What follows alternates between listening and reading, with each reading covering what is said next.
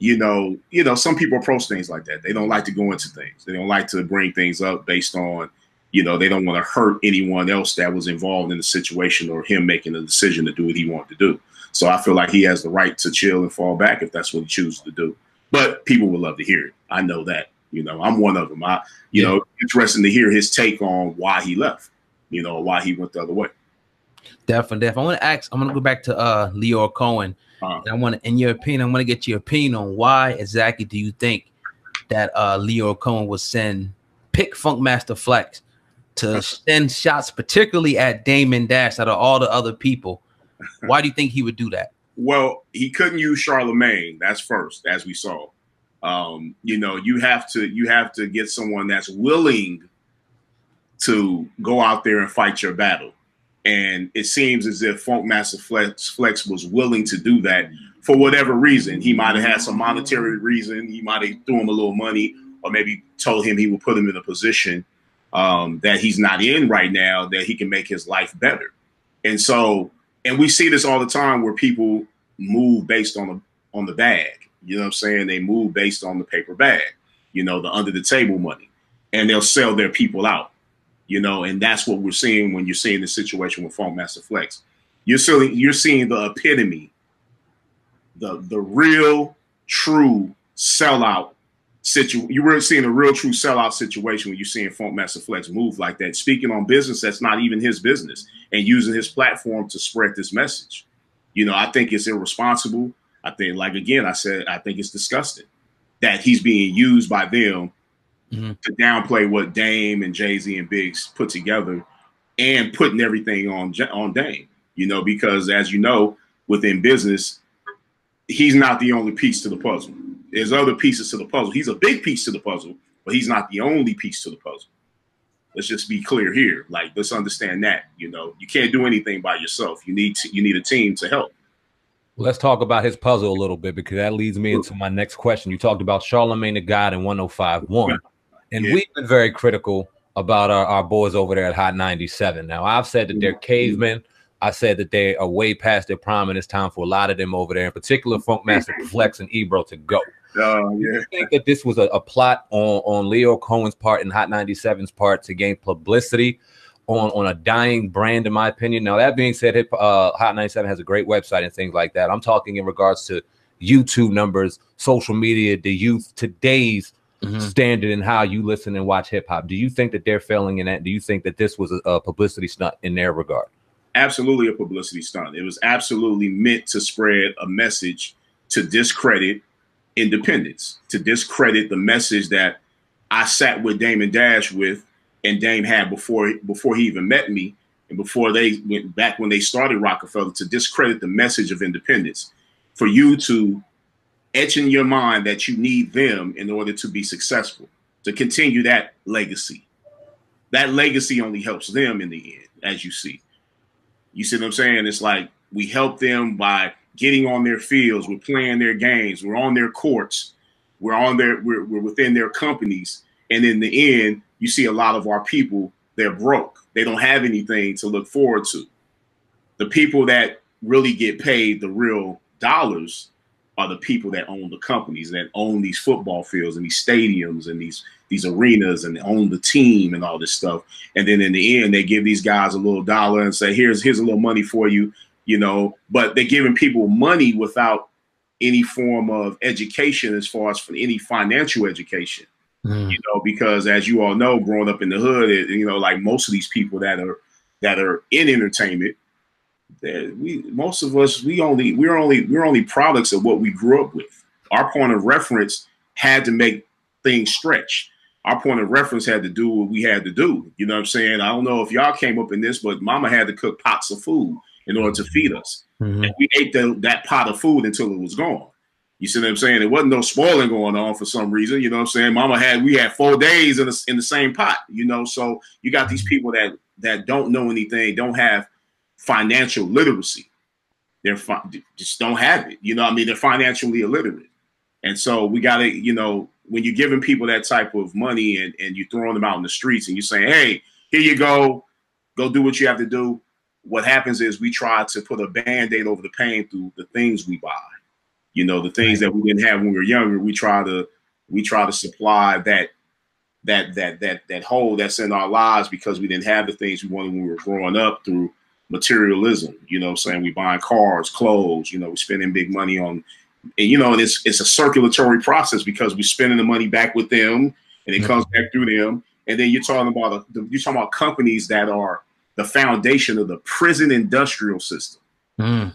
So they're putting rappers out to talk all this rah-rah and all this gangster stuff, you know what I'm saying, and keeping people filled up, filling their psyche up with all this gangster talk and all this drug deal talk. And it's like another circle that takes place. It's like we're hearing it because it's pumping in your brain. And a lot of people are easily influenced. Not all people, but a lot of people. Let's just say majority are easily influenced by what they hear, see, and whatever's around their circle. You know what I'm saying? As we should know. And so, you know, we have to understand that when anytime you hear something coming from them, you have to question it. Question anything you hear coming from them. You know what I'm saying? And even with Funk Master Flex, these are pawns. They're pawns. Funk Master Flex is a pawn, regardless of what age he is. A pawn is a pawn. You know, he's being used to bring forth a certain message to downplay independence, to downplay self-care.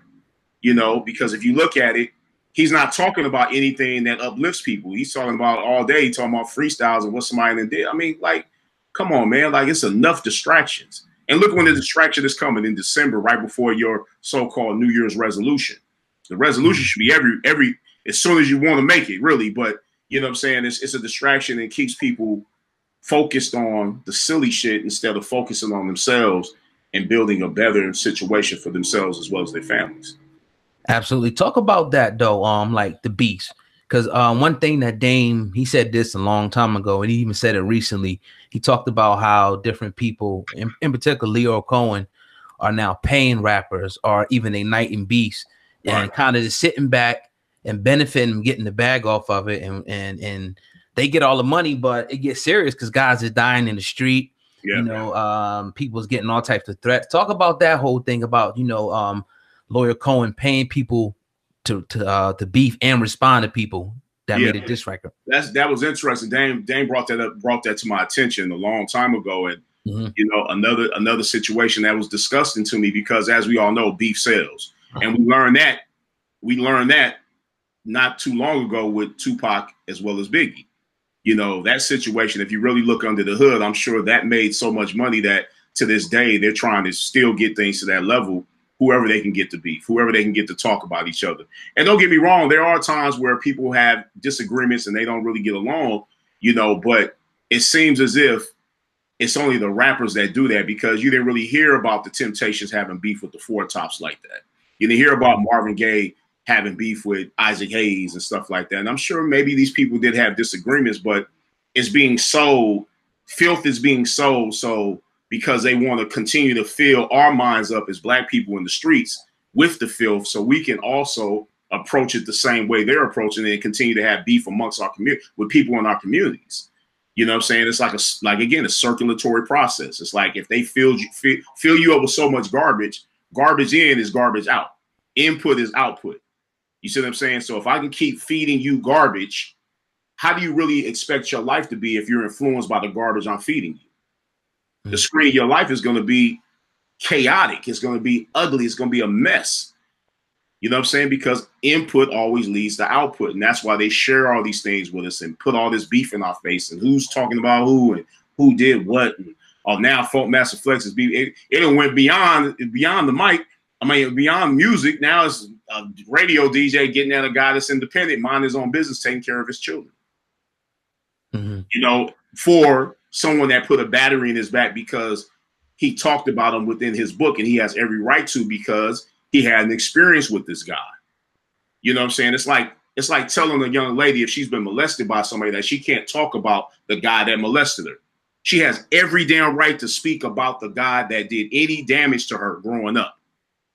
In the same way, Dame had a right to speak about the torturous interference that was going on at Rockefeller through Def Jam. He has a right to speak on that because he built that company by his hands.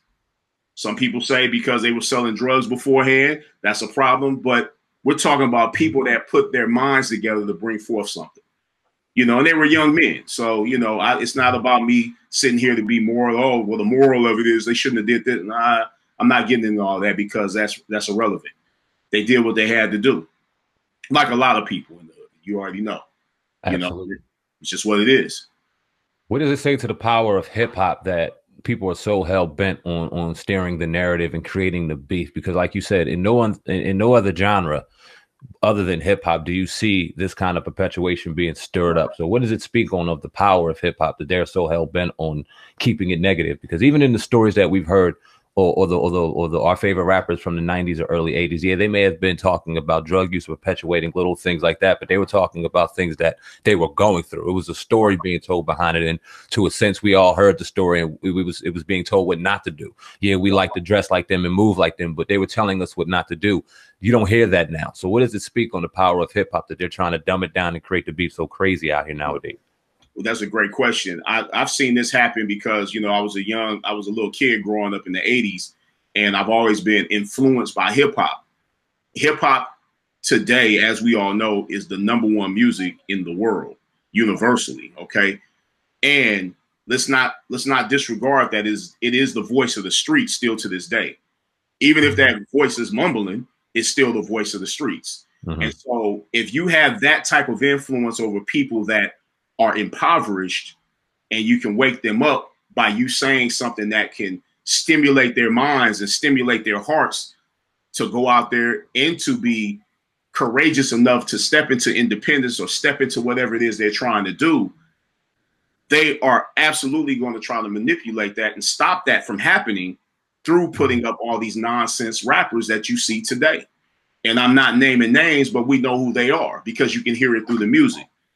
You see what I'm saying? And you got to remember, as I told you guys before, hearing the same message over and over again is not where you want to be, because just like you have to understand, like the conscious mind impregnates the subconscious mind, but that's only based on if the seed that the subconscious mind is receiving is a new seed of information, and you're giving this seed to them, because what happens is it turns into masturbation when you're hearing the same thing over and over again, because thoughts are seeds.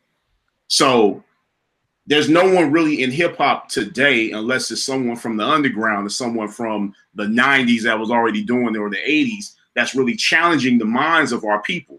There's nothing in the music that challenges you right now. There's nothing that's really making you think on a higher level. So why not destroy something that we did when we were sitting on the couch? You saw me and Dame sitting there, two men speaking about independence, business, how to be a man, how to take care of your children, how to balance being a father and going after your purpose. They don't want you to hear this stuff. They don't want you to see these type of conversations, because it's in their best benefit to keep people dumb, deaf, and blind, so they can continue to manipulate them to pull money out of their pockets. You see what I'm saying? One way or another. It's just like what's going on with Christmas. You keep circulating the money back out to the same people that you get. It's